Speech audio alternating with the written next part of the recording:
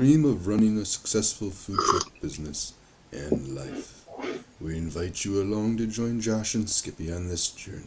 This is Monday Morning Food Truck.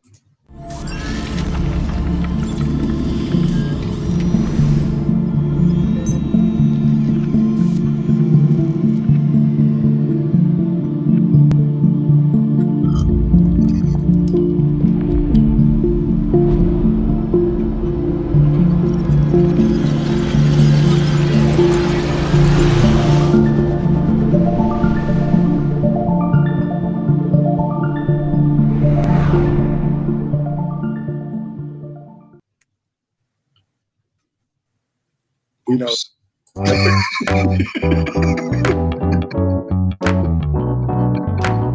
Powered by Riverside.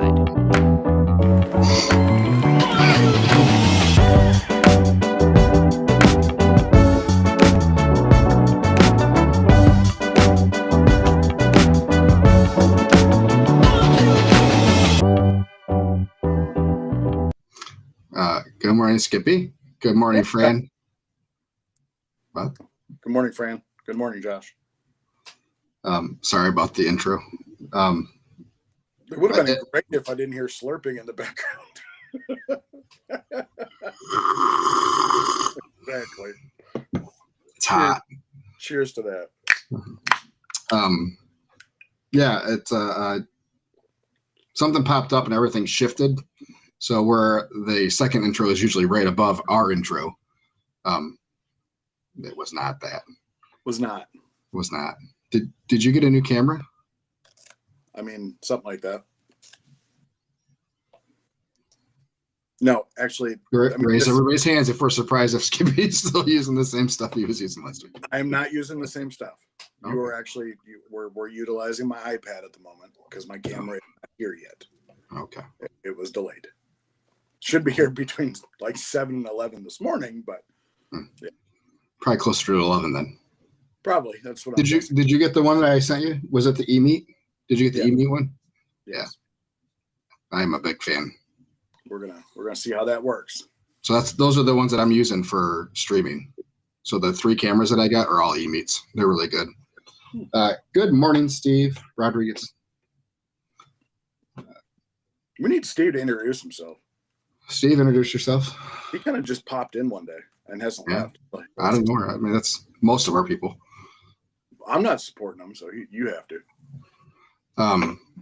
Hello, Bowen, on the TikTok for as long as we have the TikTok for another week. So, yeah, we had some things have changed with podcasting too. I got a Spotify thing, which was cool. Our 2024 in review, showing astronomical growth on Spotify, which then I found a link to where it had comments on podcasts. So positive comments. People that sucked in and haven't left. So excellent. We like those people. Yeah. We're those very big in certain circles. Those are easily amusing. Very big in certain circles. Generally the dinner table. Ooh. Did you guys hear Josh and Skippy today? Yeah, I did. How was your homework? No, I meant us eating at the dinner table. We're very large in certain circles. Okay. These are the jokes, folks. Sometimes they hit, sometimes they don't. Unfortunately, he's here all day. Yeah. Well, maybe. I'm probably heading to the doctor soon. Oh, boy. Yeah, I can't get rid of this cold. And it seems to be getting worse. I mean, working on the trailer probably isn't helping, but not considering there's a hole in the bottom of it. Was a hole in the bottom of it. Oh, did we fix the hole now? I had to. Couldn't leave it open. I don't know if you noticed, but it's been very snowy and cold here on the west side of the state. I just figured you'd throw a piece of plywood over the top of it before you could cut anything out. If I'm going to throw a piece of that's exactly what I had to do is throw the piece of plywood down. I know. The one that's going to be there. The trailer is only 8 feet wide, which is the width of a piece of plywood. So yes, I wasn't going to go through the hassle of wedging in the piece of plywood just to wedge it back out to then put in the new one. Considering the old one couldn't come out in one piece. I had to cut it into about 4 billion pieces, at least the parts that weren't rotted. I did find out that it was attached to the frame. There was some doubts that maybe it wasn't attached at all. And it was just using the weight of everything else to kind of hold everything in place, which wouldn't have surprised me. Because you couldn't see any screw holes anywhere or screw heads anywhere in the plywood. Yeah, they just buried them.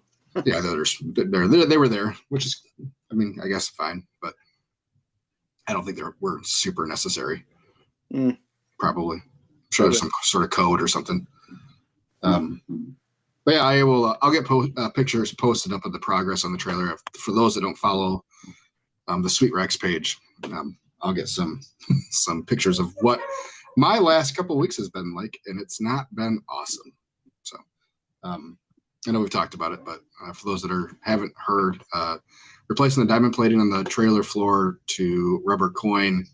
So after removing all the equipment and starting to pull up the floor, we knew there was a soft spot in the floor back by the sinks. A whole lot of rot back there.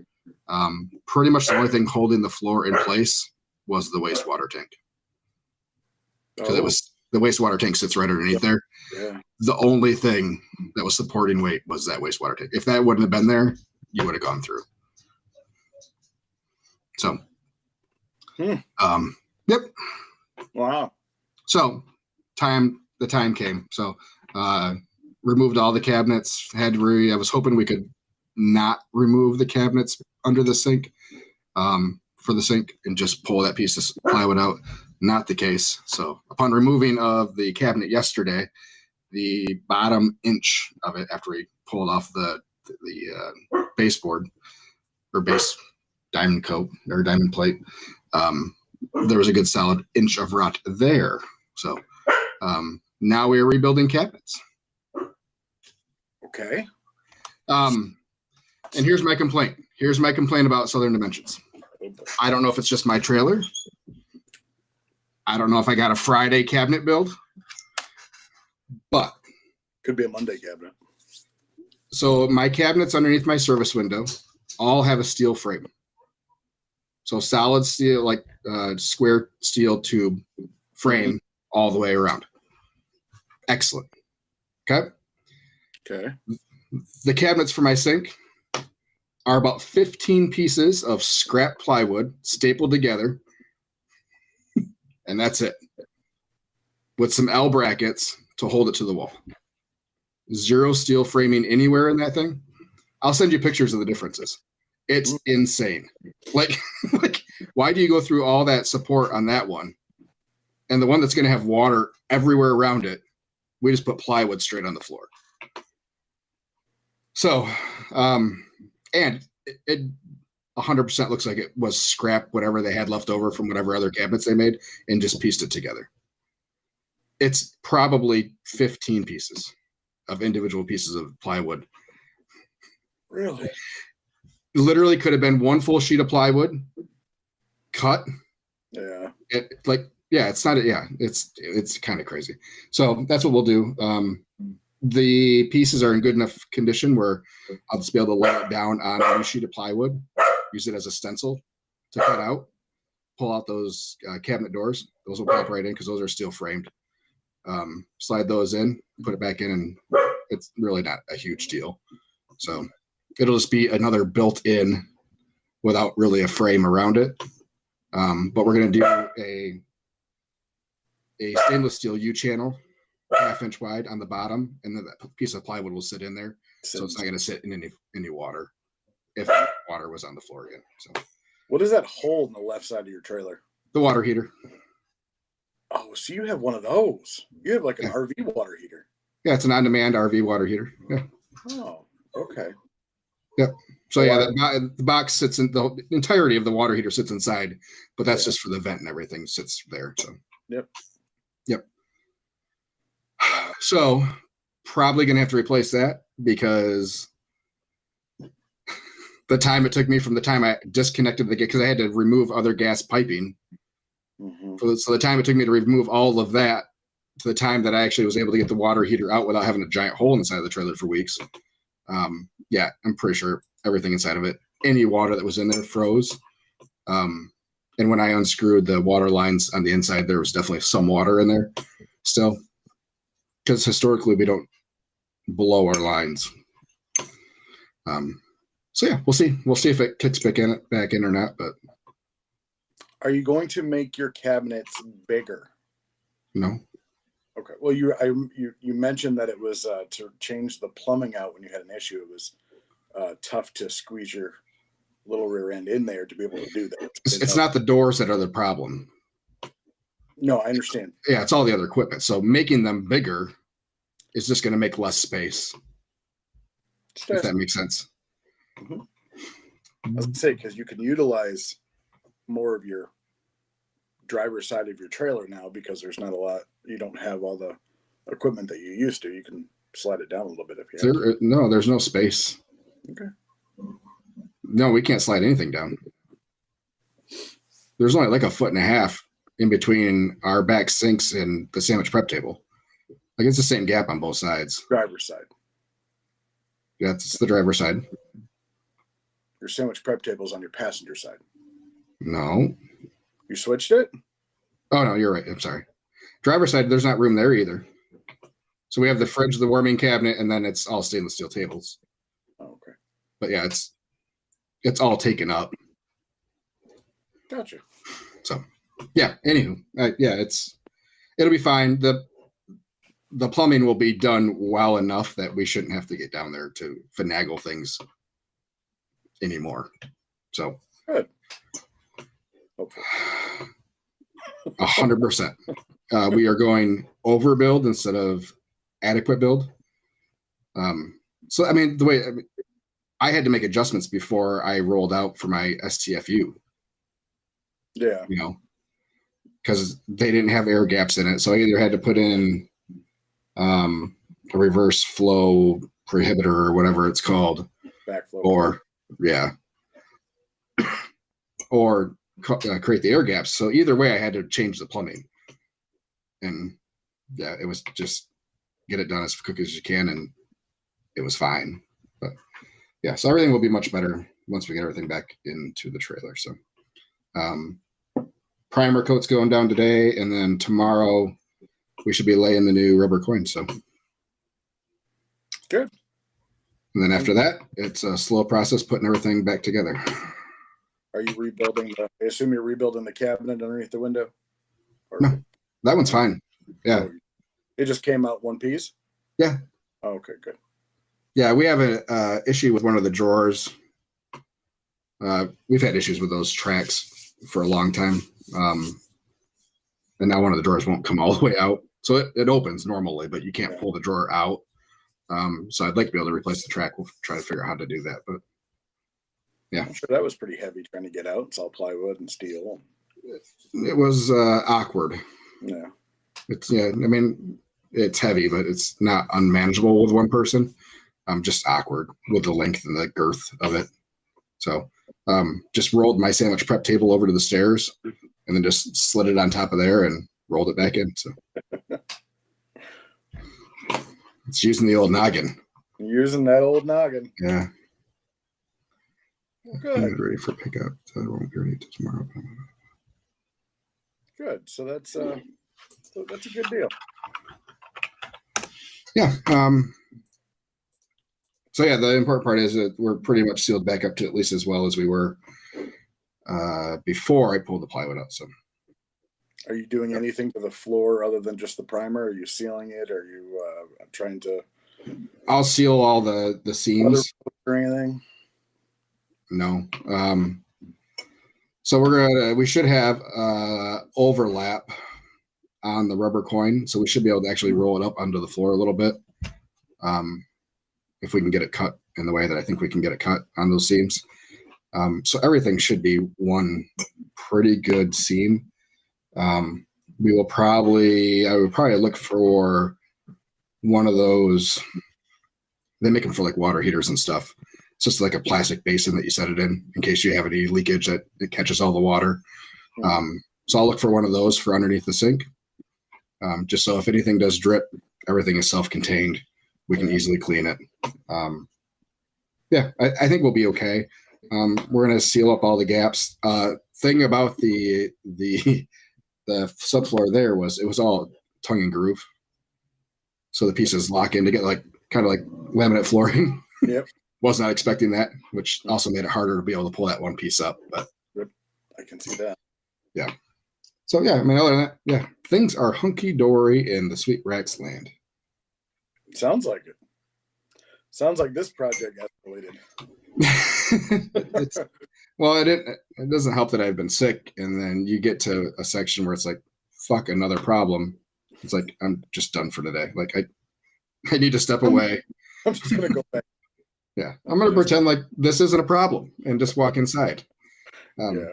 Which I mean is the bright side of having the time to do it. But now we're 8 weeks out. We have to cook in a couple weeks for our pre-orders for the playoffs, and we're doing this tasting event. So it's like, oh, shit's got to start getting done. So, man up, let's go. Yep, time to get going. So luckily we have all the stuff to do most of it. So yeah, it should go. You're gluing it the floor down, is that right? Yeah. Yeah. Are you gonna roll it? Like get one of the commercial rollers so it gets any type of bubbles or seam, or not seams, but like ripples or anything like that out? I wasn't planning on it. You can rent it at like a rental place. Just Yeah. it's almost like a carpet roller, like they'll put it down if they're doing carpet squares just to get Mhm. the feel. But that way it's almost like when you wrap something, it'll just push the air and everything back out to where you're going. Because I assume you're going to start at the front and then work your way back. Yes. Yeah. Yep. But I'd recommend something like that Thank you. for whatever. Yep. I will. Yeah. Looking forward to that, getting that done. So hopefully it goes pretty quick once we get rolling. So Christmas coming the next couple days.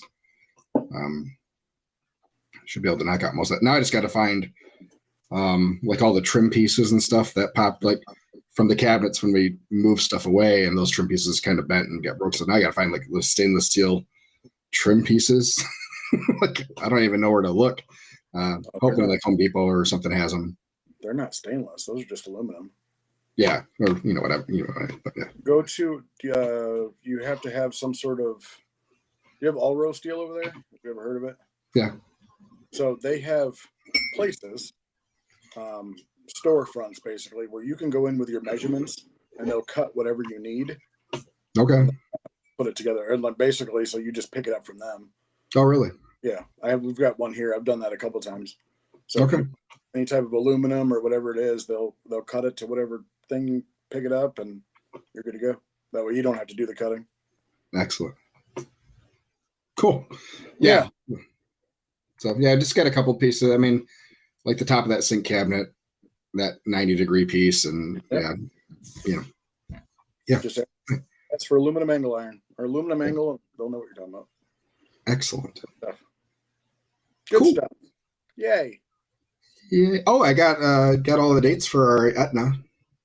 Oh, are we increasing dates or normal dates? Normal dates. We're adding one, Toledo. They wanted to know if we could do, so I said yes. Absolutely. It's closer than some of the other spots we go to. That's probably true. It's only about 2.5 hours, so it's about the same as it was for us to that location as it was to some of our other spots. So not a big deal. They did, however, drop the head counts. Oh, Quite a few of them, which we kind of figured was going to happen with the amount of leftover food we had at a lot of places. So, which I told Chris was kind of a concern last year. So maybe we should start cooking a little bit less and get these a little bit closer. Maybe wouldn't hurt. They also bumped up last year after the first couple, bumped the head counts all up 50 people on all of them last year. So maybe that happens again. But yeah, I think overall it's like an $8,000 difference. So $8,000 less this year. yeah. So yeah. Never know. May change it after. Well, yeah. I mean, as long as it doesn't go down, I mean, we're good. But I mean, let's see. I have. Let me look. I was gonna look real quick. My outstanding invoices right now.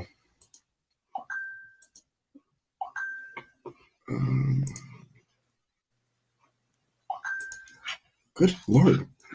What is beeping the crazy? Right now in outstanding invoices, I have 97,800.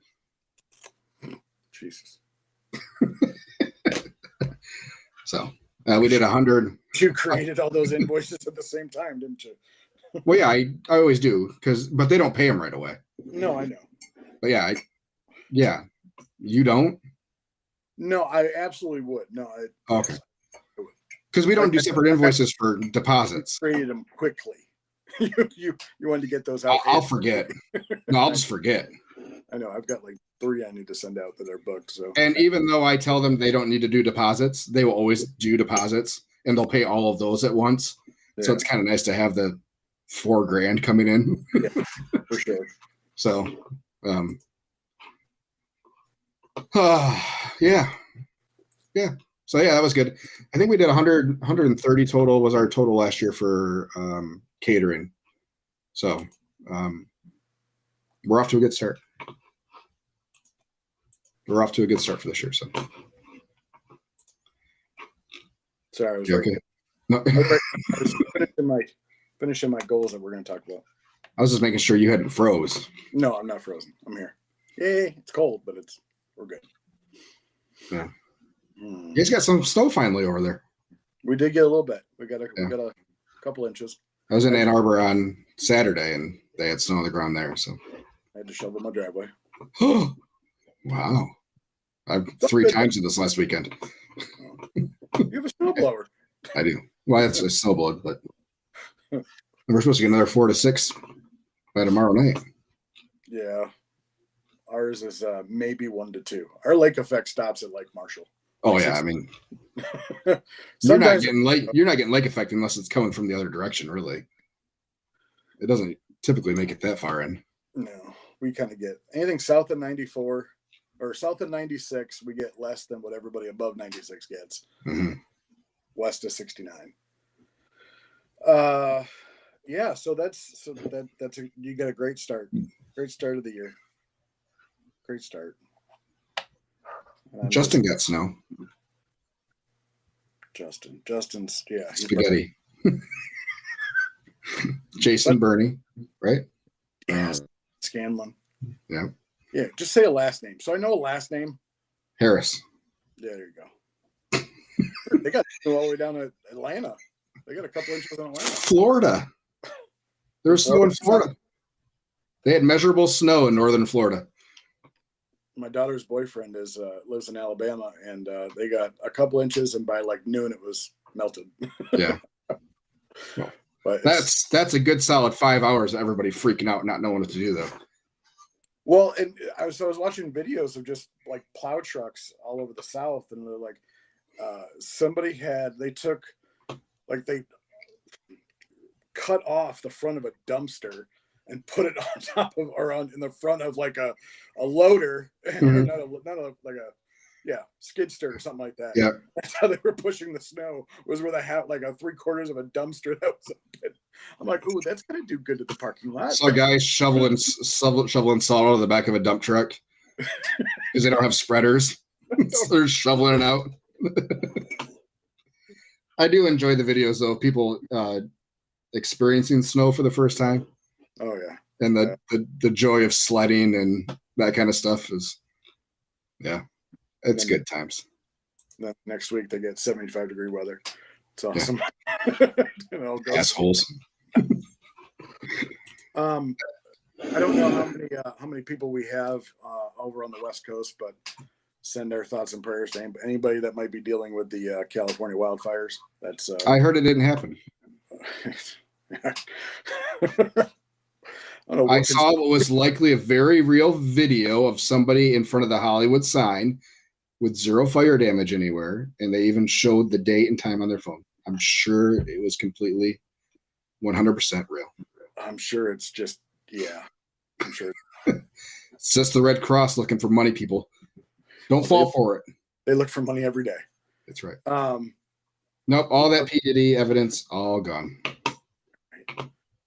And it brings up a topic about insurance because I'm looking for new insurance, and it's like a lot of these insurance companies are just dropping dropping this, and I'm like, how can you drop like stuff for wildfires, but you'll deal with like wind and hail and all that stuff, but your house burns to the ground. Sorry, you don't have fire coverage, or you don't have this, or I have a friend. Not pay I have a friend in Florida who said their company dropped hurricane insurance.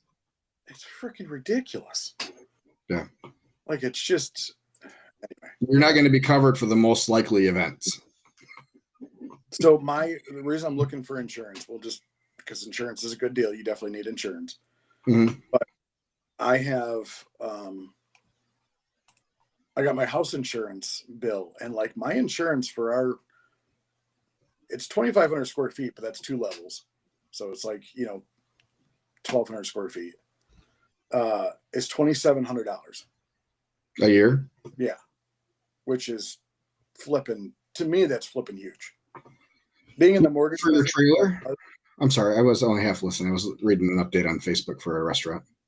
Oh no, I was trying to reopen. That was for my house. Okay. My house is $2,700 a year. I don't know. And so I asked them why. And I called them, and they said, "Oh, we increased your dwelling coverage $80,000." Now, for people who don't know, your dwelling coverage is basically what your house is covered for in the case of a catastrophic event. And I said, like, why? Like, the neighborhood value in my area is not that much, so why? And they're like, oh, well, because cost of building materials has gone up.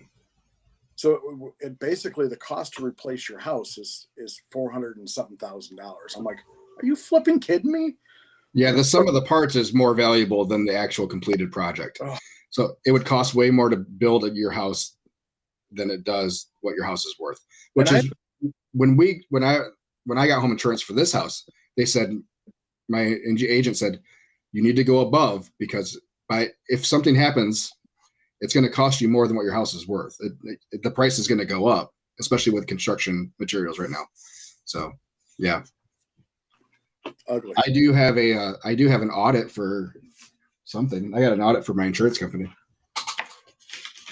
What does that mean? I need my workman's comp or something like that. I got to find the sheet. I'm supposed to send that in. Yeah. Make sure you have enough. Yeah. Which I thought was interesting, because I saw a Facebook post that somebody got a notice too. I was like, is this normal? Should I be doing this? Should I be worried? Are they going to drop me? And it's just to make sure you are where you're supposed to be, type of thing. Apparently they do them every couple of years or whatever. So not a big deal. Yeah. I'll probably end up paying twice as much as I was now, which I think I'm only paying like $10 a month for workman's comp or something like that. Well, I still have to get renter's insurance or some type of insurance for my stuff inside the cafe. Yeah, it's weird that it's not like I guess. I'm sure his building insurance would cover it if there was any problems, but right. I don't know. I was told that I had to get insurance. I mean, I have a general liability policy like everybody does, but yeah, which I had to up. Anyway, speaking of the cafe, Skippy's got updates. Can I get a drum roll? Drum roll. Drum roll. Yes.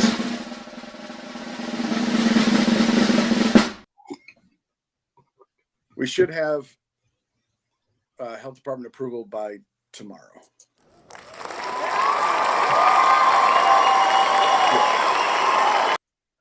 Which means our pre-opening inspection would be Friday.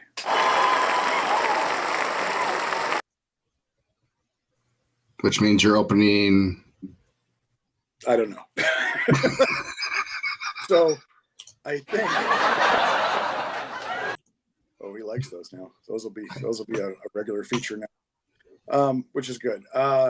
So we were thinking. I have 2 catering gigs the following Saturday, so the 26th or something. So they're both pickups. Since of course I haven't hired anybody yet,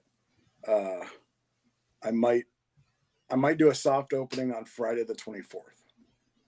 Just an invite only. Just probably catered customers, probably local businesses. stuff like that. Work out kinks, figure out, if we have everything that we're supposed to have, and kind of go from there. Spent a lot of time this weekend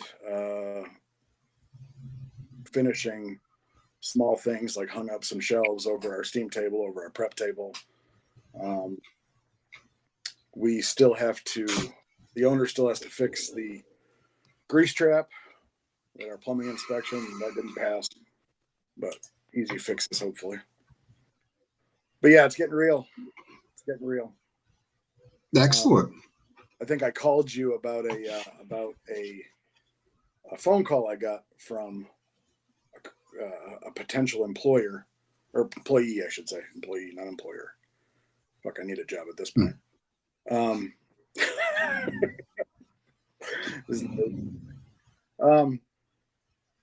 So he works at a restaurant, like one of the newest ones that just opened, and seems like he's got his head on his shoulders. We still have to talk, but he said his passion is barbecue. He'd like to learn. So you and I were talking about like what to expect. And so questions that I don't have answers to is like, okay, you find somebody that is good for a job, or that you believe is good for a job. Where does like what you pay start off? Like, should you have a number in mind going in? And should you be willing to increase that number if it's better? Like if the person checks all the boxes and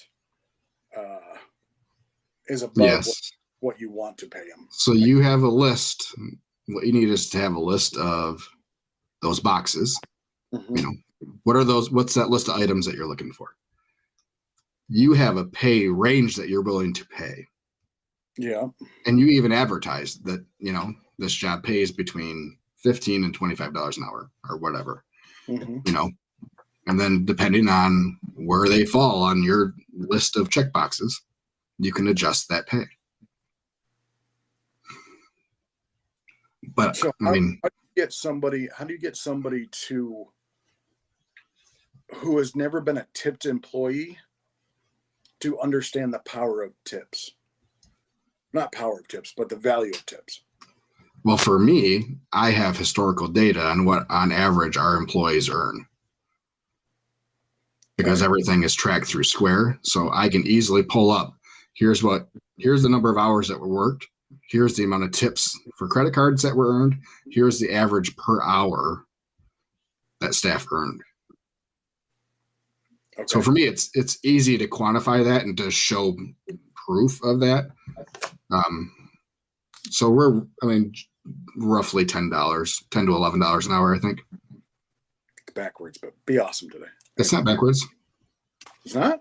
No. Oh, backwards for me. It would be backwards for me. Never mind. Anyway, go ahead. So you're showing them, so you're interviewing a new person. Mm-hmm. You have the normal discussions about, the job, you talk about what they've done, their background, topic of money gets brought up. Mm-hmm. Do you ask what they expect? No. Okay. So it's not, you don't need to know their expectations. I don't. No. Okay. I think for different jobs, there's different things. For office jobs, yes, I think there's some of that. Where often you don't see a pay range, or you see a much larger variety of pay range for corporate jobs, office jobs. You see a $60,000 to $80,000. Where you would kind of expect, what are you expecting pay wise, or that gets brought up even before an interview typically, but.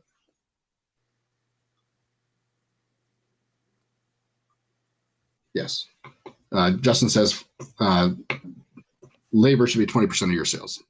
So if you do $500 in sales, $100 in labor a day. And we were at 17, what did I say, 17.3% or something like that? Does that sound right? Let me pull it up real quick. 17.99 is where we were. So, I mean, yeah, we were low. Look how my numbers, TikTok, you people. So,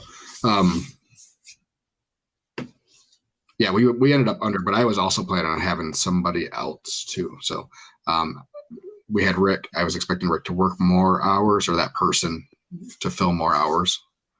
What happened to Rick? I don't know if you ever told us. I know you said he wanted to open up his own place or his own. He did. Oh, did Yeah, he? yeah, he finally got. Yeah, he worked with us until he got his inspections and everything done. Oh, okay. So we did talk about it. I'm almost 100% positive that we did. How's he doing? He did well. Okay. Yeah, he did well. He We should have him on the podcast. I will reach out to him and see if he's available. But yeah, he his menu is very similar. I'm not gonna say he borrowed some recipes from our book, but he did.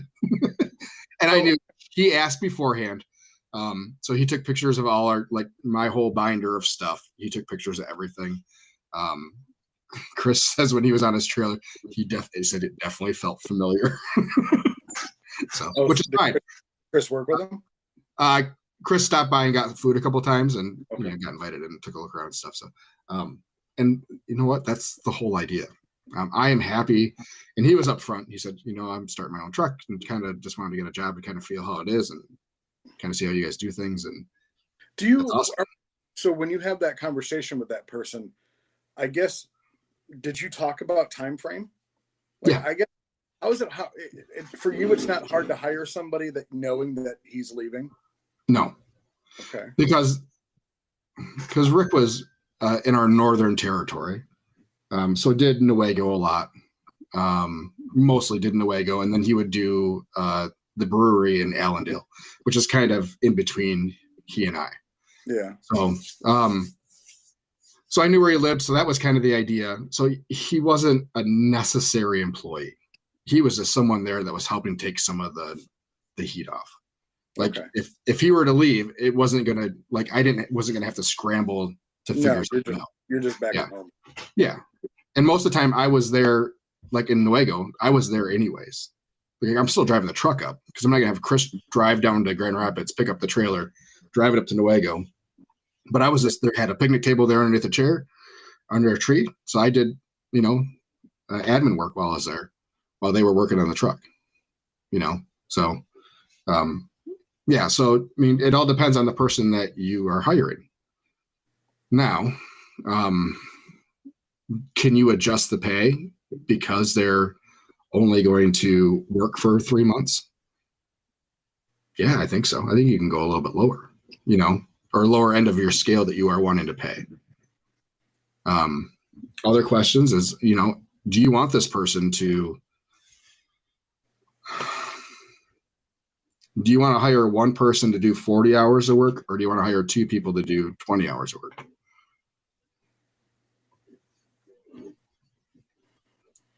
There's benefits to both. If you have 2, and that's where I am with this morning shift person that I'm going to post, like, do I say it's 6 days a week for 5 hours a day for 30 hours, or do I go 2 guys at 15 hours a week?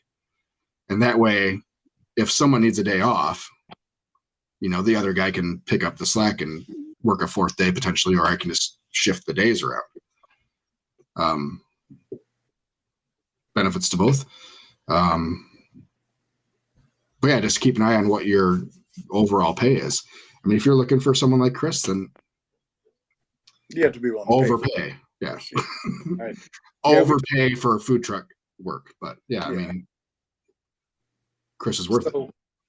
When you work on the truck, I think I asked you this before, but when you work on the truck yourself, or not yourself, but with an employee, do you share in the tips? I'm sorry, you cut out. I heard tips. When you work on the truck with one employee, do you share the tips, or do they take them all? They take them all. Okay. I just wanted to make sure. The only time I ever collect any tips is if I'm working by myself. That's it. Which is a pretty rare deal. But okay, so I talked to our friend Nick, Twisted Street, about stuff the other day too. when I had mentioned that, he's like, so now I understand that Chris and Caleb, they do their share inside, they do their share prep and smoker work and stuff like that. It's not just them taking payments. Mhm. So if you just had somebody there to take payments, would you do the same thing if you were doing still pretty much everything else? Yeah. Okay. Just wondering. So you'd pay them X amount of dollars plus whatever tips got in, and that's what they got. Okay. Absolutely. Yeah, I shot myself in the foot, like wanting to take care of everything and then paying somebody X amount of dollars to just take payments because I didn't really want them to do anything else because I didn't want to give up control. But now I'm actually almost ready to give up control. I knew you'd get there eventually. It's so what I want for the cafe is for, and this goes into goals, is yes, I want to hire my version of a Chris at some point, and I put by Q2. So April 1st, I want to have somebody that I can count on to either run the cafe, run the food truck, one of the two. But I know that I'm going to have to pay this person, and that's what I need to make sure that I have built up capital to, I'm not going to say overpay if I have to, but that's well, you don't want to build up capital now and pay out of that. no, So you don't want to overpay to the point where your sales aren't covering. No, I guess what I mean is make sure that I have enough to cover, taxes. Revenue. Yeah. I just like their taxes, and because I know I've been doing more research on payroll and what I have, and my mind gets in a fog. But I want to make sure that I have enough for all that, and it's like, so I did my research last night on my sales. Like, okay, so I was on the days that I was inside the cafe for 3 or 4 hours, what did I do each day? And I found out, and I actually was pleasantly surprised that I didn't do, I think, under $600 in a 3 or 4 hour shift. And most of the time I was anywhere between like $900 and $1,200. And not a lot of sales, but more high dollar amounts, high tickets, high stuff like that. So I might increase my daily goal for the cafe higher based off that. Cause I was planning on doing like $500 a day. Like that's my goal. But again, that was my goal with the food truck, and it's always been higher than that anyway. So it's just like, I never want to I kind of look at myself like, well, there's a goal. You have your goal and you have your budgeted expectation type of thing. So in my opinion, your budgetary sales number, like what you expect, is lower than a goal number.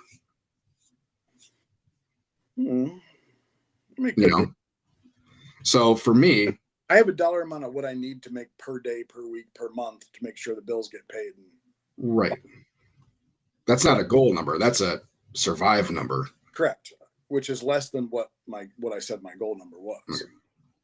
Not by much, but it's so when I did my budget for last year and I had to set a sales number, what we expect for the year, I just did it based off of an average of our percentage increase over the previous couple of years, and said, okay, here's what on average our percentage was increase. Here's what the new sales number was, which was 380 something. Mm-hmm. So that was my expectation number, and then my goal number was much higher than that. We didn't hit it this year, so my goal number was 450, or no, 425 this year. Last year, sorry. We just missed it. Not by much, but so yeah, that's what I'm saying is you have your number of what you expect when you're doing all your budgetary numbers, which shouldn't just be a break even, I don't think. Because you got to account for business health going forward, including financial health. True. Yes. So you shouldn't be, I don't think when you're doing your budget, you should be budgeting to break even. You should be budgeting to profit. So for me, that's your survive number, must do this amount of sales for all this other stuff to work out and to have this X amount of dollars left over at the end of the year. That's my survive number, which I think is above what all your expenses are, in my opinion. That's how I do it.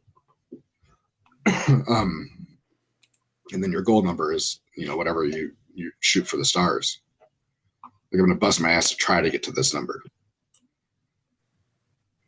In my opinion, that's what I think. But yeah,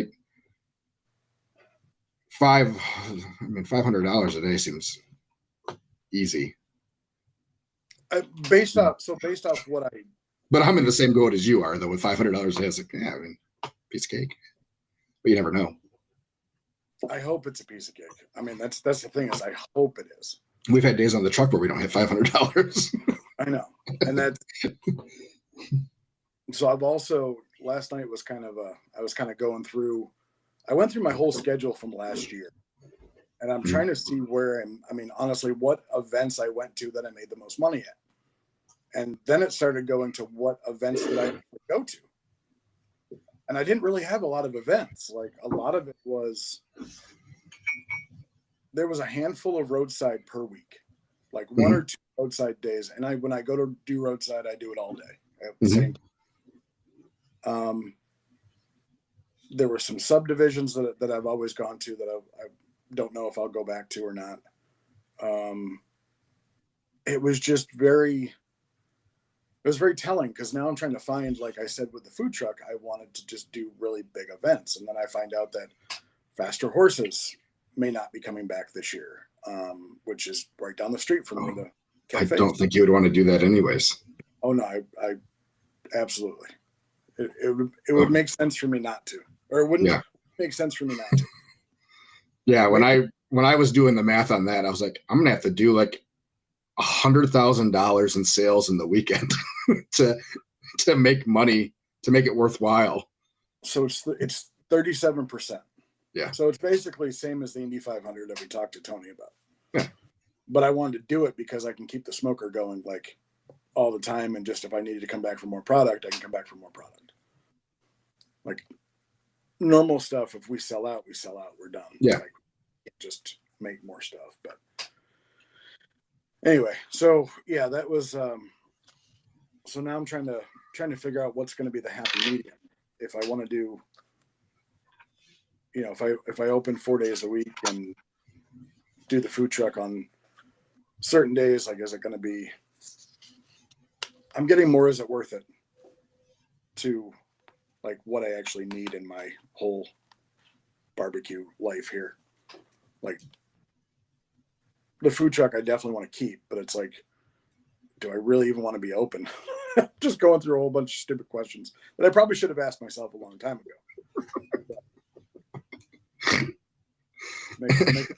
Makes for great topics and good laughter later.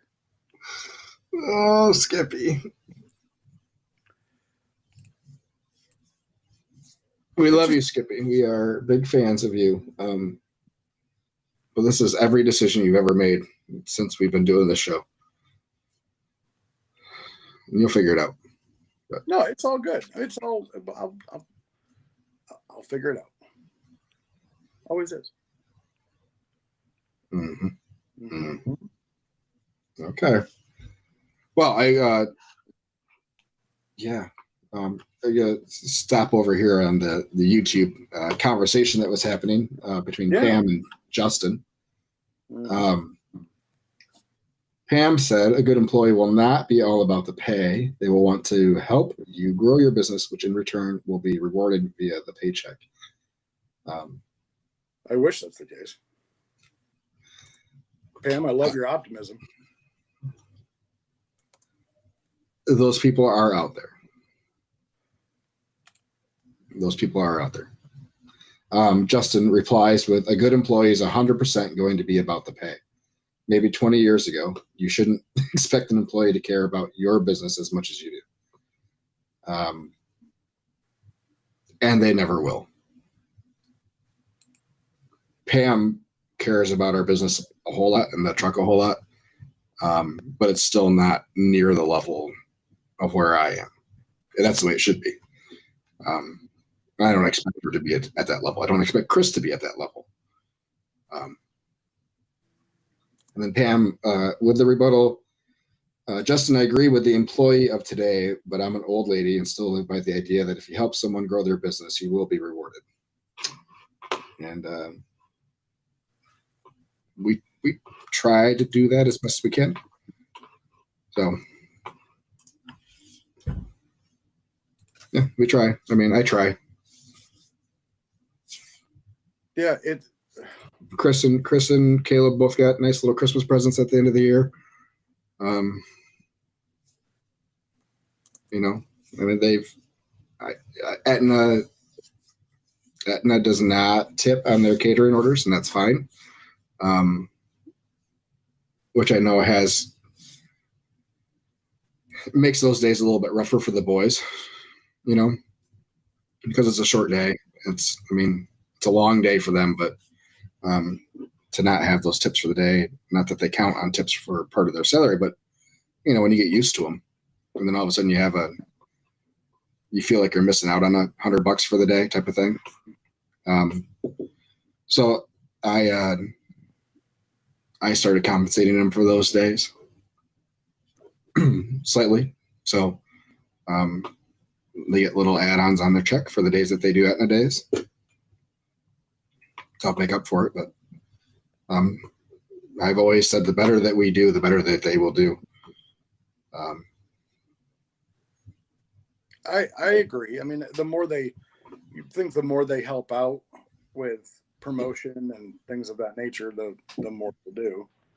I have thought about if we go, let's say we go away from tips and not accepting tips or something like that. We talked about that for a second. You know, and it doesn't matter to me. Yeah, we collected $24,000 on electronic tips last year. Mm-hmm. So it's a big chunk of change for them, you know, like it's a significant amount of money. So, maybe we go from that to how can we incentivize them still to give their absolute all, in which it still helps the business. And maybe we go to a commission-based thing. You know, all right, you guys get a percentage now of each day that you work or the hours that you work. And, you know, what's 2% of your day? You know, it's not a ton, but you have to get yourself to a point where you're doing the sales to be able to justify that too, you know? So, we talked about our numbers last week, and basically overall, you and I cleared the same amount at the end of the day, you know? Which is, but yeah, but my payroll is way higher than yours, and you know, some of the other things and that kind of thing. Like I can do that because we have the sales to justify it.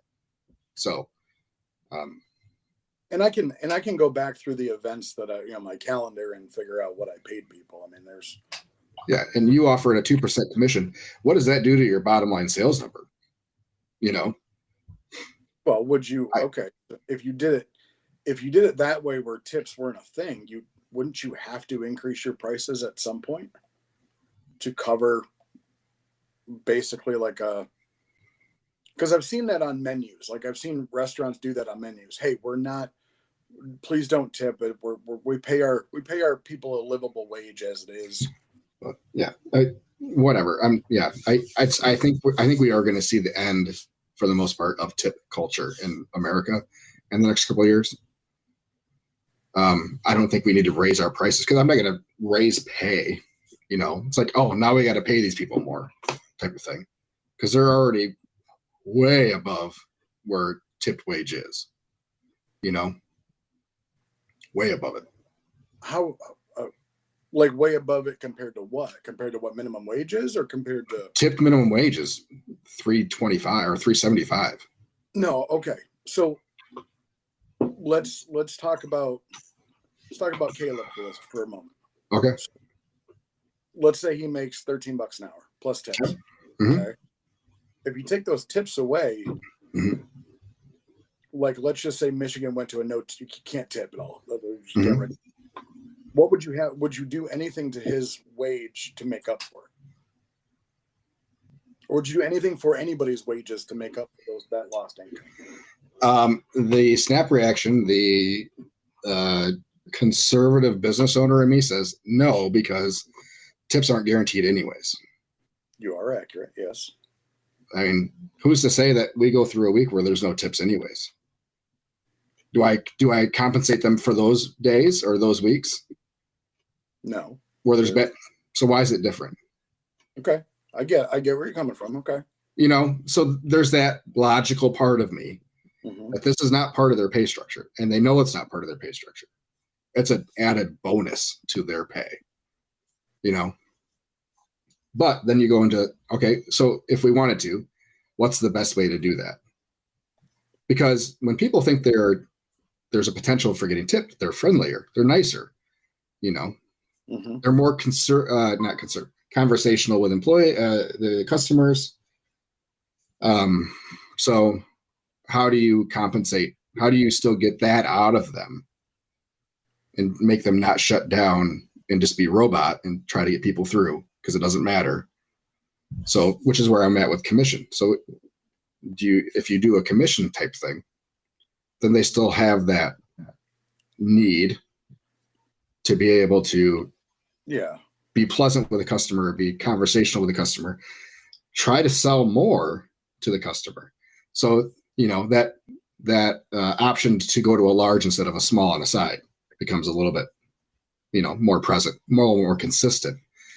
Asking if they want a Coke with their food Yeah. becomes a little bit more consistent because they're getting that 2% of the $2.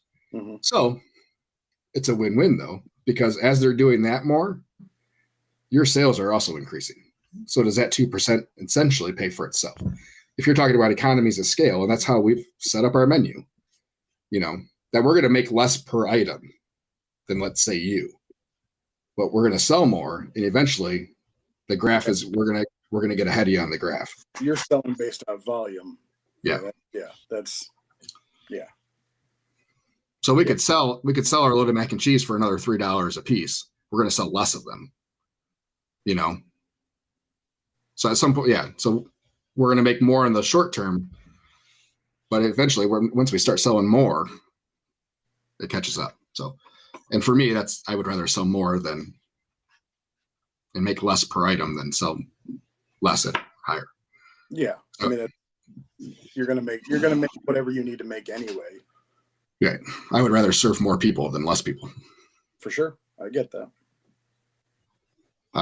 Chad says tips are a gift. I agree. They are.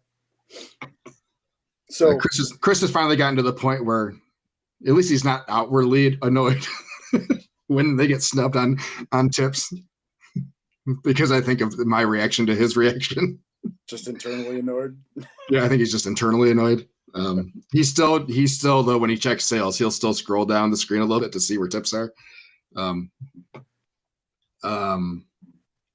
Yeah. Pam says beans and cornbread upsell every time. Absolutely. And then Chad says the best tip is a return customer. True thing. I think we might get one of these. I don't know what they're called. I've seen them on Facebook. They keep coming through. It's like a little black plastic placard thing that has for like Google reviews. What's his name? Excuse me. Isaac uses one. It was in his review video. Okay. Yeah, he uses one. He gives one out every time, or he staples it to the bag or something like that. Oh no, these are it sticks on your shelf, so it's like right next to your payment window. So he had a bunch of them printed out, and he gives one out. Okay. Every time. Yeah, no, I like that idea. Yeah. So yeah, there's that. So, are we actually going to talk goals for next year, or we're kind of just dancing around? Great conversation. It is a great conversation. I know, but we're going to get yelled at, you know. Yeah, because I talk about goals. Anyway, I did talk about my goals. I have a hire a Chris by Q2. Come on. Yep, hire Chris by Q2. What are your sales goals for the year? I want to increase our catering total by 20%. What was it last year? $87K. So if math serves me right, that's over.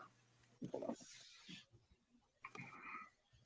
Oh boy. Hold on. Mhm.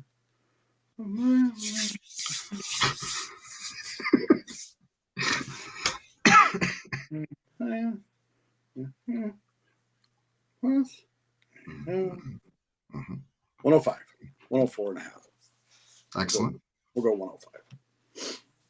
And then then for the sales goal for the year, 325. That includes 105 for catering. Yes. So you're thinking 100 or 220 for everything else? Mm-hmm. All right. What was your non-catering sales for last year? 120 or 140 because it was 87. So 140. Okay. So you needed 80. I need 80. Another 80. Assuming everything is the same. Yeah. We can get there. Well, you said assuming everything stays the same, and then you're talking about I don't even know if I want to run the truck out all that much. No, anymore. it'll be. So don't roll your eyes at me. You're the one saying the stuff. I know, because I'm banking on doing bigger events. Yes, they have more fees, but I'm banking on doing bigger events. And so if I'm not out as much, I'm still going to have more money per less days. Let's put it that way. Chad, to answer your question, it's just a little QR code that they can scan, and it goes directly to Google reviews. So it's just a little thing that has a QR code on it. It says, leave us a review. And Sorry? I said, and to answer Chad, I don't. He knows what he has. He texted me. Anyway. We're not going to share with the rest of the class? He asked why I had a dip in my mouth, and I definitely Oh. got a dip. It's just because my camera is on an angle. He got stung by a bee. Or he's having a stroke. Oh, I'm definitely having a stroke. So, yeah, and I think we can definitely get there. I think there's a lot of short-term goals that I want to do. Well, you look like you have a dip in your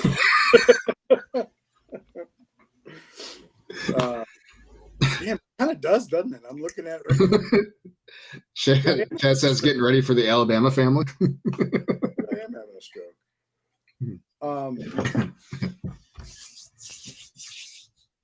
My episode of Bell's palsy. Yeah. I do have some short-term goals, like monthly, that are the main goal is to get this damn thing up and running. But I want to do. What did I say? It was 4. Sorry. 3. You had no 4s in your number. So the goal for the cafe per month is $8,000 a month. Okay.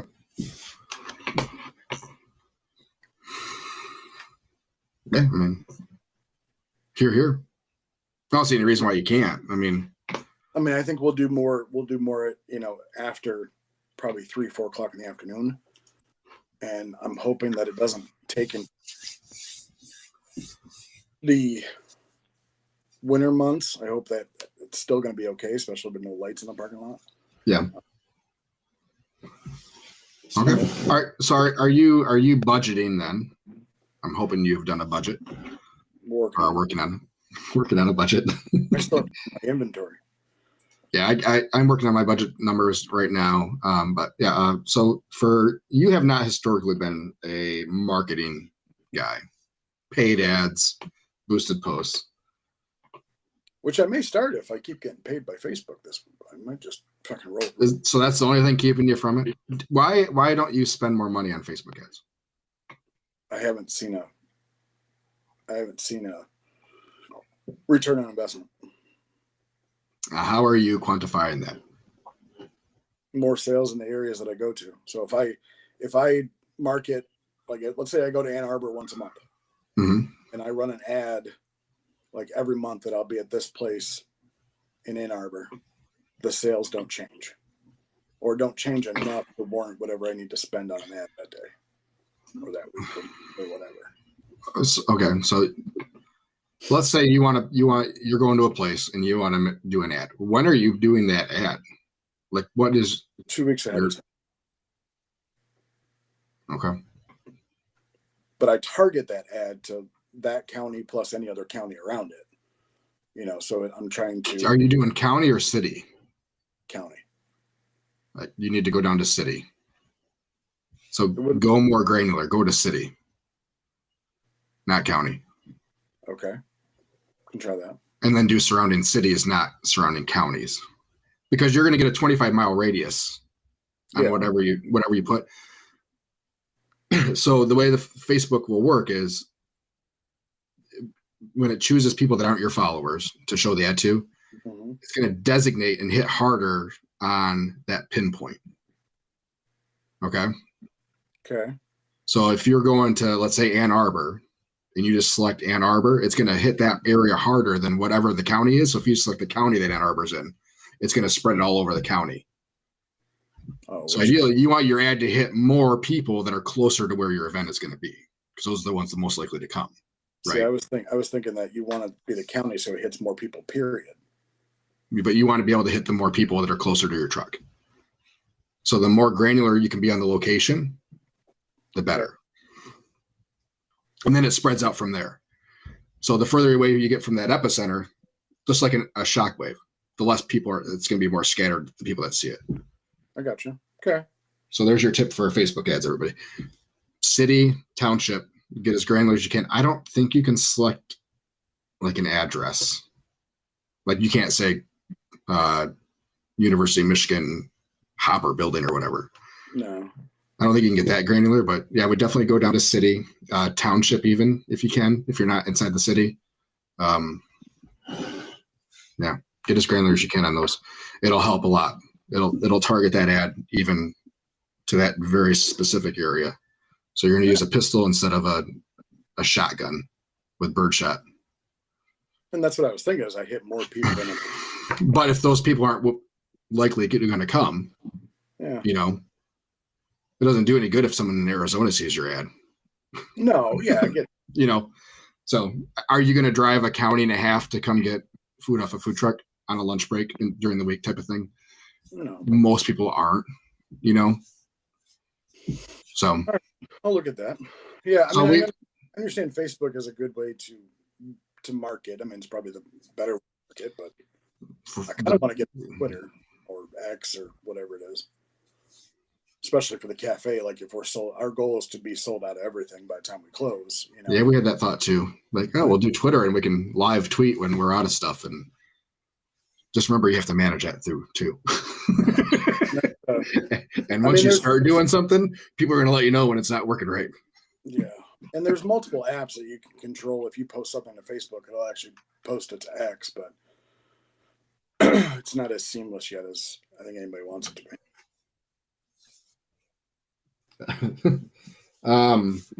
Sorry, back to from YouTube. Fran, would creating Facebook events garner more sales? I'll be right back on Facebook events. Chad says, or you get the constant messaging from people out of state on Facebook. If you're getting consistent messaging from people out of state, then there's something that is triggering for those to be sent outside of state. We'll get occasional ones, especially on our general Facebook page ad. But so if you have a friend, so if someone that you follow, or someone like, let's say you have a classmate from high school or whatever that you're friends with on Facebook, and they have liked your page, but let's say they live in Arizona now. So because they like your page, Facebook's going to send it to the people that they're friends with, because it's the friends of the friends. So sometimes you'll get some stuff like that. Like we've gotten messages. I don't know why I'm seeing this ad. I'm in Texas or whatever. So I got that I got that with the reel I posted. It went through a lot of people, but So yeah, reels are a whole nother animal. I, Those go to anybody. yeah, it's just on your Facebook feed. So I got a catering request from someone in Australia. I'm like, how the hell did you find us? I said, I'm showing you're in Australia. Is that correct? She's like, yeah, we're just outside of Melbourne. Are you available? I'm like, well, let me see what a plane ticket costs. Do you have a smoker I can borrow? Broad stupid money. You never know. Yeah. So yeah, there could be something weird in the way that you are posting, but typically that's the way it works. Friends of friends. If you have some out-of-state friends that follow your page, then you're gonna get some of that stuff. Events. Yeah. Oh, events. Good God. I hate the way Facebook does events now for businesses. I don't know if it's just the way they've changed all their business page stuff, where it feels like there's 6 different pages that different stuff is on. I have the hardest time finding where to create events and where to manage events. And I just don't like it. I just wish it was simpler. There's too many different places to look at stuff in Facebook now for a meta business page. So Yeah. You see difference because you can manage your page right off of Facebook and you get different things. Like you can, like for hours and stuff, you have to go into a different way than from Meta Business. Like can't do it from Meta. I have to do it or business or Meta for Business or whatever. I have to do it straight off of Facebook and manage there. Business Suite's horrible. I don't like. And then I don't like Business Suite. I go into Event Manager and I can't see any of my events. What events is it managing? Is it like I don't like none of it makes sense and it's just such a pain in the ass. Or Facebook thinks my local events are in California. Yeah.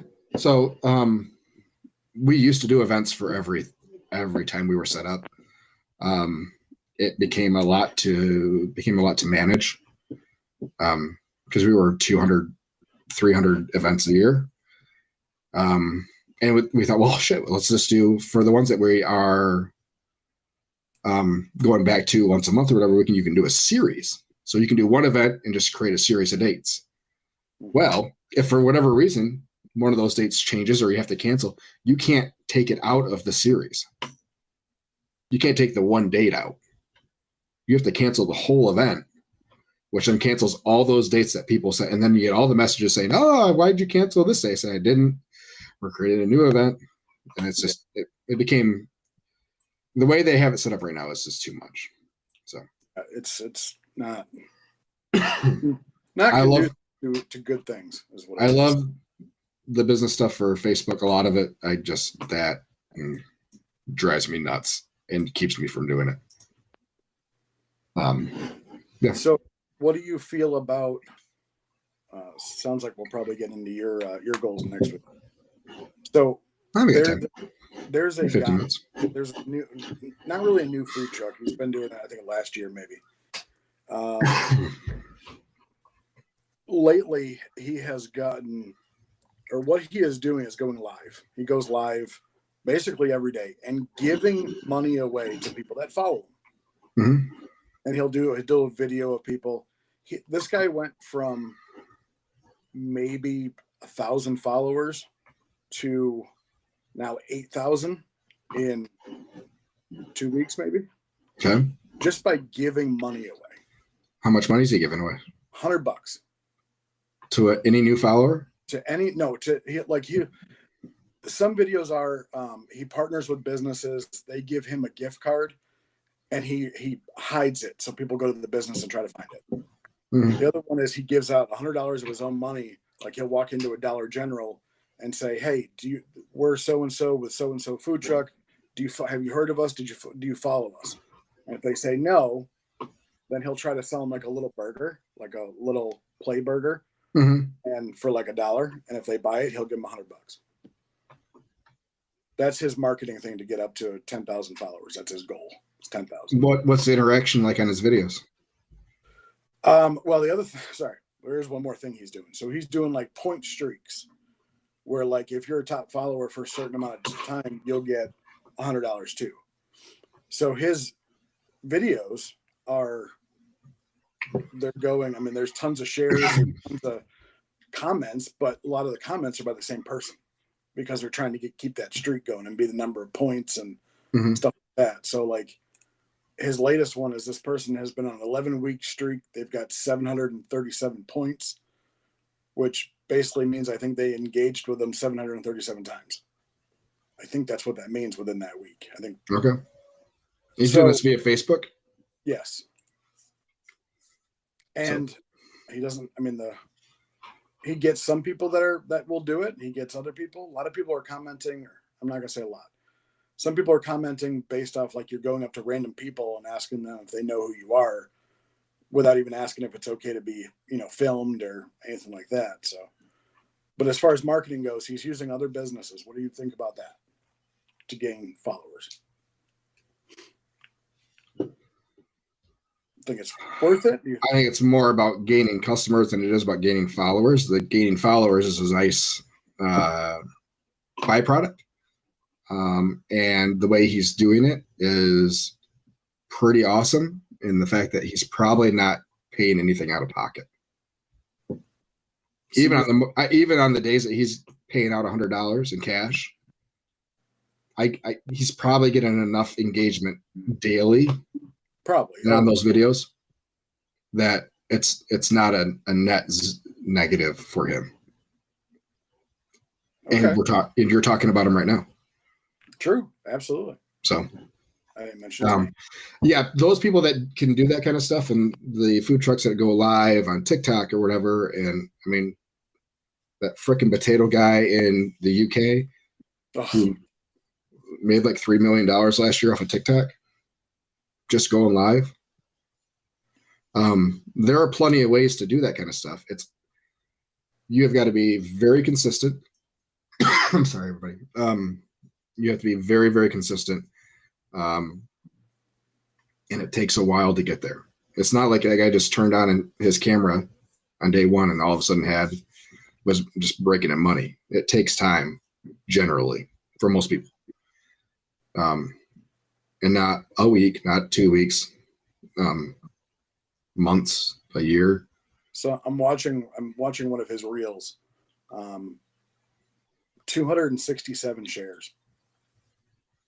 So do you think that will, because of that number of shares, like he will get to a point where it should increase his business?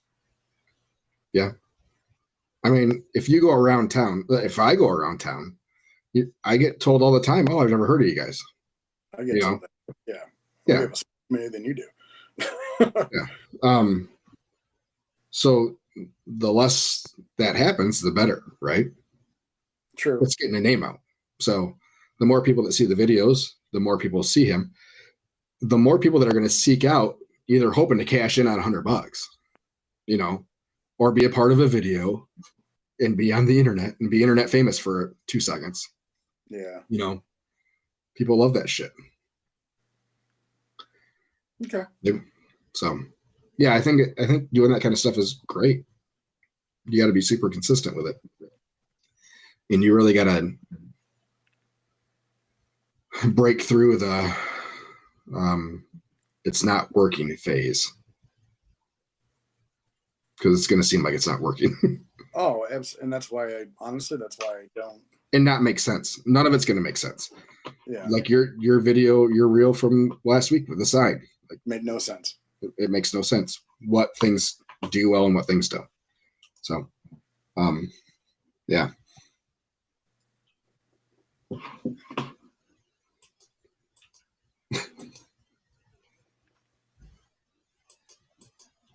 I'm assuming you're talking about Skippy tried and really scared a lady with DS. Nobody's scared of me. All right. Everybody needs a little Skippy in their life. Okay.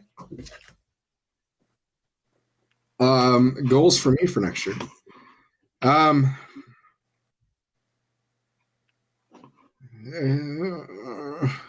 Do you need another Chris? Do I need another Chris? No.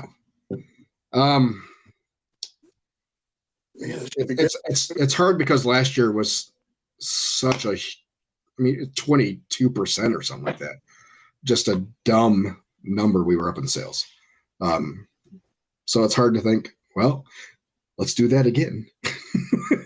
So my survival number for this year is going to be a 10% increase, which gets us to 450,000 in sales. So that's the number we need to hit for me to think, all right, we had success this year. So 10% increase, which on average has been right where we've been, between 9 and 11 typically, if you take out the 22% year. Now, so that puts us at 450. My dream big number, 480. I think we could get to 5. Half. What's that? I thought your dream big number was half. Half a million. Yeah, I'm trying to be realistic. I'm trying to be realistic. Dream big number. That's so. I mean, dream big. I mean, 480 is still huge. That's almost another 20%. I mean, 20% would give us to 493. Yeah. So I mean, I think everything has to go pretty much perfect for us to hit 5. Like I think we can do 5 on the truck, but we can't have any bad days. You know, all our events have to hit. All our roadside for the most part has to hit. We can't have those $600 days type of thing. So I'm realistic in my goals. I think your goals should be achievable, you know? So I think 480 is achievable for us. So we're going to go with that. 450 is our have to, and 480 is our goal. For catering, we did 130 last year.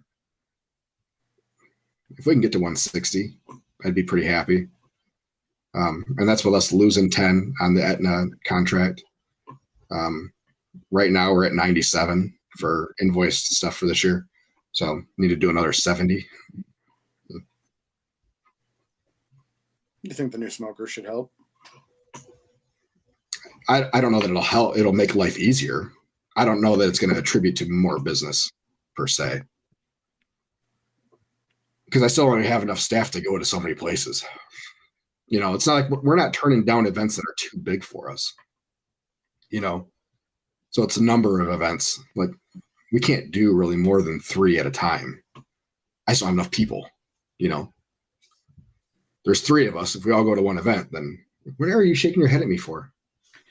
What have I done to disappoint you so much? No, it's not what it's no. I'm trying to understand. Maybe it's just I'm hearing you differently than what you're trying to say. Okay. I did 4 events in one day by myself. When you say that it's virtually impossible for you to do 3, I guess I didn't say today. I said at a time. I know. Hold on. If I had time to do 4 in a day, you have time to do 4 in a day. So we have done 4 in a day. So what I'm asking is, when you say that you don't have enough people or time or whatever that means, what type of events are you talking about? Are you talking about, like, if you have 7 people that call you and say, hey, can you drop off food at X amount of people or X amount of day, or can you drop off food here? And you get 7 of those, will you take them in one day if you don't have to take the food truck somewhere? Absolutely. As long as they're not all, I say, I need food at 11 o'clock. Absolutely. Completely. That's what I'm saying. I can only do 3 at one specific time frame in the day. That's why we turn stuff down. That's okay. Yes. Now that you explain that, now I understand what you're saying. Exactly what I said. I don't believe so. At the same time, not the same day, the same specific time frame. I can. Yes. I understand. Yes. So yes, we've had days where we've done 5 events. Yeah. But we have to coordinate. We can only be in one place at a time. So have you thought? So we do everything we can to accommodate everybody, but there is definitely days where like we're at capacity. Like we can't get to more places. So especially when we were talking last time about getting a different smoker will help your capacity. That's kind of where I would like help you do more things. That's where I was wondering, like, what you actually meant by do more things. Mhm. Because your smoker right now has to have enough capacity. You just have to do a little bit different movements and shit like that. I don't think we're really gaining much more shelf space. No, Not a lot. Not a lot of extra cook outside of. So we're not gaining a whole lot of rack space, but I think we are gaining cooking space because of hot Yeah. spots and stuff like that. Exactly. You have Excuse me. more of a. It's more of an even heat versus bottom rack hot. Right. But we'll still have the other smoker. Yeah. So here's where we get to where we can do more. And it could have been any other smoker. We needed to replace the one we have because it can't run every day again. We're gonna end up with major problems with it. But to run it one day, let's say we have the trailer at a festival for 2 days that we're there overnight. Mm-hmm. Someone can definitely hang back and, do another 6 poke butts or whatever. Mm-hmm. Or on a larger scale event is what I'm talking about. So like when we did Irish Ionia, where we were expecting a $10,000 day, Mhm. being able to have that ability to be able to go back and get food cooking off another smoker or something like that, or to be able to do catering while we're doing those days. That's where we're going to get some more of that leeway. Would you think about adding a second warmer inside the trailer? Well, I have the other warmers. My thought would be to put it out on the porch. There's no room inside, so we add it to the porch on like those days that we're full, where we're running Cambros off the porch. Mhm. Just roll one of those and attach it somehow and run an extension cord to an outlet and run it there. Like Food Truck Fridays that we do in Grand Rapids, where oftentimes that thing is full. We're running out of Cambros for a little bit, Sure. mostly because of mac and cheese. Mhm. We're running 16 half pans in a night, type of thing. So, yeah, I have reason to believe it's going to be a good year. Did I send you the thing that I got sent this week about the former commissary? Yes. Did I tell you the price on it? No. So it's 12,000 square feet. Yeah, it's got to be fucking just monstrous. It had, I think, 6 or 7 food trucks parked in it pretty regularly in the warehouse part. So that's got power and everything in the warehouse. Mhm. And then 5 kitchen stations and 1 large prep station. So it's got 4 6-burner stoves in it, ovens and everything. All the equipment's included in the lease. It's only $725 a square foot, which if you go by square footage, dollar per square foot, is pretty cheap in Grand Rapids. But you can break it down to the month, and it's $7,600 a month. Oh, what'd you just say per square foot? $725 a square foot. Oh, I thought you said 725 a square foot. $7.25. It's pretty cheap.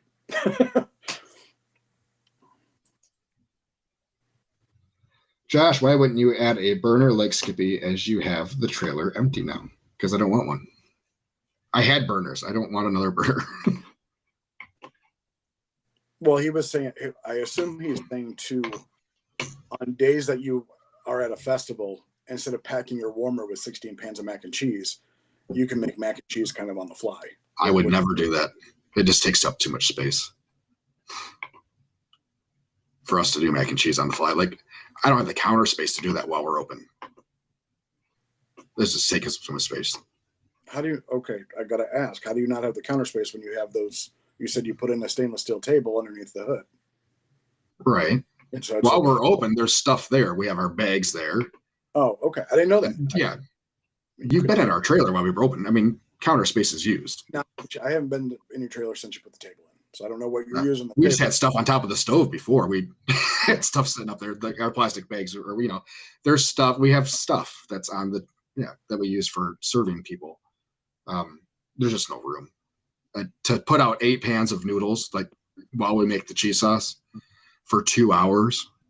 I mean, or for an hour or whatever to make the cheese sauce. Yeah, it takes up too much space, and it's just somebody else that's in the way. That's not helping get food out to customers. So that, and I'm back to Ansel, and I don't have to have Ansel inside my trailer right now. Yep. So it's one less thing that I have to have inspected and serviced every year. So yeah, my convection burner does just fine. I will probably upgrade that at some point in time this year. So I think if I get a better one, I'll have some better luck. But how long? Let's never mind. Keep going. No, go ahead. So I finally, to be able to boil noodles, I don't have a cooktop. So I have had an induction cooktop for a while that I've never used. Mm-hmm. So I bought a stainless steel pan, or not pan, but a stock pot, and I used it to see how long it would take to boil water. Mm-hmm. How long does it take for you to boil water? 22 quart pot for me is probably 40 minutes. Okay. 40 to 45. No, just to get boiling? Yeah. Okay. So by the time noodles are done, it's an hour. So an hour for cooked noodles and then an hour to make the cheese sauce. Because we go slow and we don't rush it because burnt cheese sauce is nothing good. So especially using that butter instead of margarine. Yeah. Yep. Okay. So how long did it take you to boil I water? only put like that much water in it to see how long it would take to boil. And it was like 25 minutes. And I'm like, oh boy. It took 25 minutes for you to boil water with that much water? Yeah. Did you start with cold water? I don't even remember, to be honest with you. I don't. That's weird. It shouldn't take that long. It's the second time that thing has been on. So I have to, in going through all my procedures, because I have to get procedures ready for everything and like how to do stuff that all. Okay. I mean, there's an induction cooktop that's a commercial one. I don't even know if this is a commercial one. It was one I got off Amazon for like $50. But there's a commercial one for $50 too. So it's like, right. Yeah, I think I got mine from Amazon and it was probably maybe 75 or something like that. Yeah. I think it was listed as commercial, but it's all about the watts. I mean, just like anything else, there's different wattages on the burners. So the higher the watts, the hotter it'll get, the faster it's going to cook. It's just a matter of what your trailer can hire or whatever you're plugging into can handle. So for us, with everything we got rolling in the morning, we're kicking on warming cabinets and everything else. It's like, it's kind of like the panini press. Like we couldn't run that off the outlet in the trailer. We had to run an extension cord out to like when we tried to do it with everything else. Yeah. We had to run an extension cord out to the generator to plug into a different thing because it was popping the breakers because they just suck up so much power. So probably the same deal. Get a higher wattage and I could probably do better. So mine's 1800 watts plugged into a normal outlet. Yeah. I'm not sure what mine is. I have to look, but it definitely feels like it shouldn't take as long as it does to boil water, but it is what it is. Well, when I was talking to the sales guy at the freaking restaurant supply store, he's like, yeah, I told somebody about this and they can boil water in 10 minutes. I'm like, huh? The fuck? What? You know what? And that's everything that I heard. I was like, that's what I'm expecting too. So it's like, I'm like, oh, I mean, my 80,000. My thermal pen in every once in a while. I was like, well, we're at 180. Only another 35 degrees more to go. Who knew that boiling water had a stall too? Yeah. So yeah, and it takes me longer in the winter and the spring or the fall and the spring because of the water in the tank. It doesn't get up to 120. Like I make sure that I'm as hot as I can go before I put it in there. And but yeah, we get to fall and it's like, well, the water heater can't keep up because the water's so cold going into it. Like it has a hard time getting it to 123 degrees. Speaking of your water tank, sorry to keep going. Yep. No problem. Was your water tank underneath your sink? Yeah. So fresh water? Yes. Yeah. So you had to take all that out too? Uh-huh. Oh wow. So will you put it in a different space to make it more accessible? Or to make I don't need to access my water tank. No, I have to make under the counter more accessible. If you need to get under there for whatever reason. Like I said, me getting the inaccessibility was so where the wiring for the water heater was all the way to one end, which is where a refrigerator. So that door that opens doesn't open all the way. Yeah. Okay. So, and then you have and the other problem is it's all your wastewater pipes are all right in the middle. So you can't, it's hard to finagle in, and there's just not a lot of space because there's so much.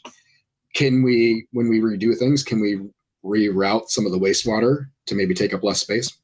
Probably. And maybe we'll look at that when we're redoing the plumbing and stuff. But all the freshwater lines are all PEX lines, and they were all on the floor, on the back wall. So they didn't take up a lot of space. It was just wastewater stuff that takes up the most space. And the freshwater tank's all the way to the right. So it's not like I need to get back there. Mm-hmm.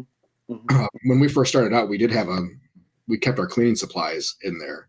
We just had like a little crate with some cleaning supplies in there. But we don't do that anymore because it kept sliding off and probably resulted in some of our leaks happening. So Mexico has a lot higher elevation. Water boils at a lower temp. Yes. You tell me to move to Mexico, or are you saying these things were built in Mexico and that's where they were tested?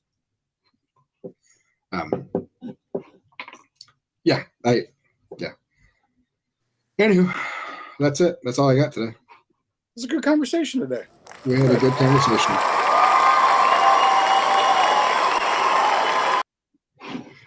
Of course, I start to wave, and they just that figures. Good job.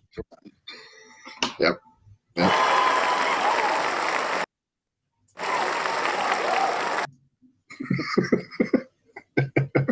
All right, everybody. What? Lions playing Saturday night, 8:00. Saturday, 8:00. This is the matchup that I was hoping we'd have. I was also hoping. For multiple reasons. I'm tired of playing Minnesota, and I didn't. Yeah, everything else is kind of. I feel good for Washington. I think they're a good young team. I think they're a good team. I don't expect the Lions to blow them out or anything. I think it's going to be a good game. I'll take a blowout, but yeah, this way, what Minnesota's playing the Eagles. Is that right? Minnesota? No, they played tonight first. Oh, yeah, that's right. Yeah, they played tonight. Minnesota and the Rams. That's right. I'm getting ahead of myself. Yeah, so this way, in theory, you have two of the bigger hitters, potentially. Let's say Minnesota. You have either Minnesota or the Rams probably playing the Eagles. 100% playing the Eagles. So you're going to get rid of one of those higher octane, hot offenses right now. Yeah. Powerhouses. Yeah, which helps. You don't have to play all of them. So that's good. I'd rather play anybody but the Eagles, to be honest with you, because I believe that Josh Allen made us look like dog shit with as much scrambling and running as all of them did. Mm-hmm. And with Jalen Hurts and Saquon Barkley's a freaking and I've really never watched him too much. And I worry run defense won't stop him. I think they're beatable. I'm not saying they're not. Yeah, they don't scare me a ton. Their defense scares me more than their offense does. So, yeah, you're not going to stop Barkley, so you just limit him. Contain him. I don't think, as of right now, I don't think Jalen Hurts beats you. I don't think it's been that kind of year for him. I don't think he beats you. Kind of like Mahomes is having kind of a weird off year. Like, I'm not scared of Patrick Mahomes just beating us type of thing. There's a lot of other parts of that team that have made up for it. And I think Jalen Hurts, without Saquon Barkley, I think that team doesn't make the playoffs. So you keep Barkley to a reasonable amount of rushing yards and attempts and maybe get out to an early lead to make them throw the ball. I think they'll be okay. But lots of mobile quarterbacks coming at them. So go Lions. I'm glad the game's at 8:00. I'll get to watch because I'll be in Indianapolis that weekend watching my daughter do her cheer thing. So as long as she doesn't have an evening start time for either of her teams. I'll be at our first competition of the year. Huh? You will? Yeah. Little Ripburn. Oh, I thought you said you were going to be at her first competition of the year. Yeah, I'm going to be down there. I'm going to be down there supporting you guys. Excellent. Just being that guy. Fine, I guess. Whatever makes you happy, dude. Hey, everybody needs them. All right, everybody. Have a good week. If you got things you want us to talk about next week, shoot them our way. I imagine that we will have some more social media talk with TikTok being shut down here in 5 days, 6 days. And what Possibly. does it will be shut down? What do you mean possibly? There is a way. No, it's actually so right now. The guy who's on Shark Tank and his business partner. Yes. Okay. Let me ask you this question. Hold on. According to U.S. laws regarding this type of sales of stuff, obviously the Congress said if it's going to stay, it has to be sold to a U.S. based company. Correct, and he's willing to pay up to $20 billion. But there's no offer on the table yet, or they have the offers. If supposedly if it comes to the 19th and they say, are there any offers on the table? Supposedly Congress can look to force a sale. No, they can't. And it would take 90 days. No, they can't. They can't force a Chinese company to sell their company. No, like if there's offers on the table, they can allow 90 days to explore the offer if the Chinese is willing to listen to it. Here's my question. Here's what I'm saying. Is TikTok for sale? My guess is no. Why wouldn't it be? U.S. is going to be your biggest supporter or biggest content contributor. But they won't have it anymore. They're not just going to get rid of TikTok. It's going to be in other countries. I understand. I understand how TikTok works. So would you look to sell it to your biggest competitor because is it a national security risk? Probably not. But I agree. I mean, if you're the Chinese and you're a businessman, do you want to get rid of it? If you can, why wouldn't you? Okay, hold on. Let me do a quick search here.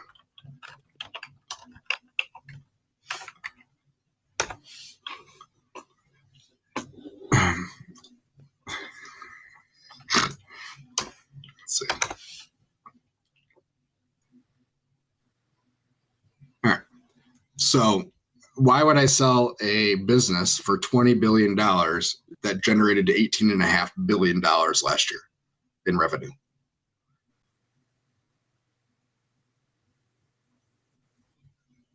So even if losing the U.S. cuts that in half, I'm still net positive in 3 years. Is what I'm saying.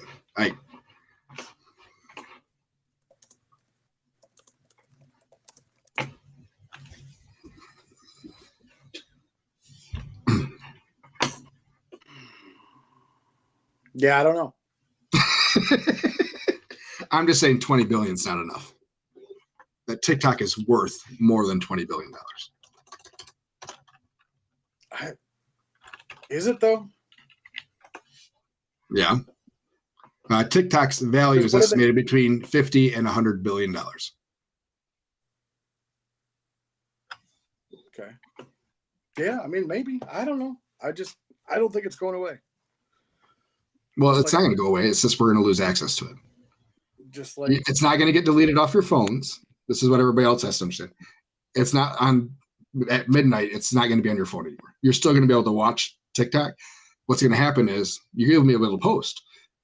What's going to happen is the app stores are going to stop updating the app, and eventually it will stop working, which is how they phase it out. So you will still be able to watch TikTok. You will still be able to upload, but it is going to go away.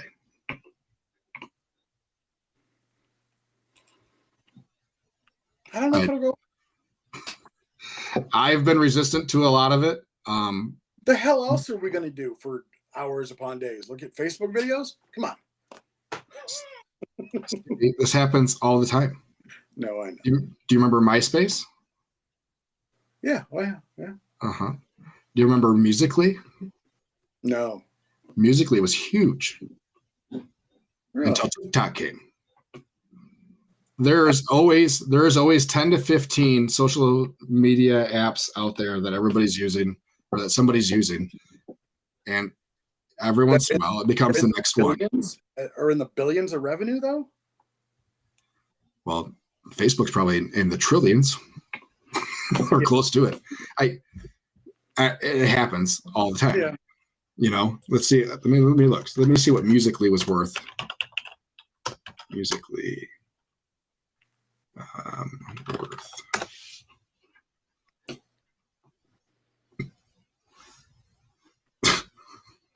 Jesus. So Musical.ly, so it was a lip syncing app. So it was all music. So you just lip sync to whatever you have on your phone and do the video. Okay. Was sold to ByteDance Technology Company for between $800 million and $1 billion in 2017. Oh, and for anybody who doesn't know, ByteDance is the owner of TikTok. Mm-hmm. When you can't beat them, buy them. By the competition. So this happens all the time. There will be a next social media that will be the next greatest thing. So Lemon 8 is not it. If you see Lemon 8 out there as a TikTok replacement, it is not. It is awful. It's not great. It's not my choice.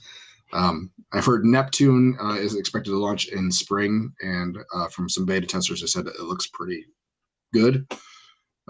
Blue Sky is another one out there. There's a bunch of them. If you just go out and look up for TikTok replacements, you'll find 20. And it just, what will decide this is content. Whoever gets the most content the quickest will win. It'll turn into a political thing, because the reason they're doing it on the 19th is because Trump takes office on the 20th. So, Well, that's what I was saying. With the overwhelming support from both sides of the aisle, that from Congress or whatever it went through to get to this point, besides the Supreme Court, I don't think he could get the votes to overturn it, even if he wanted to.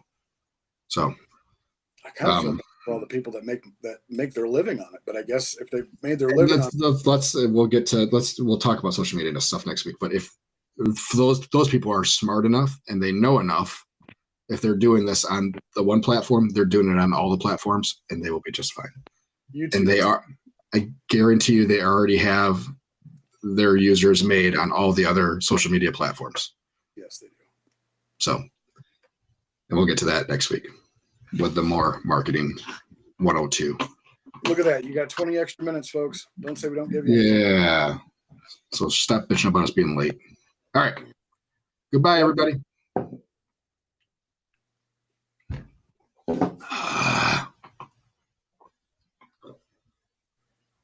All right.